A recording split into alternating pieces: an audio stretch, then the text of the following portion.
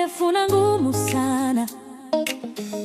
Mara nyingi moyo wangu ulikuwa mzito, lakini katikati ya dhoruba nilisikia sauti yako, ukinikumbusha kuwa haujanisahau. Ulinishika mkono nitembee kwa imani, ukaonyesha kuwa utafungua njia. Hatua kwa hatua uliniongoza mbele, hadi giza likageuka kuwa mwanga. Hata mlima ulipoonekana mkubwa sana, upendo wako ulinipa nguvu ya kusimama.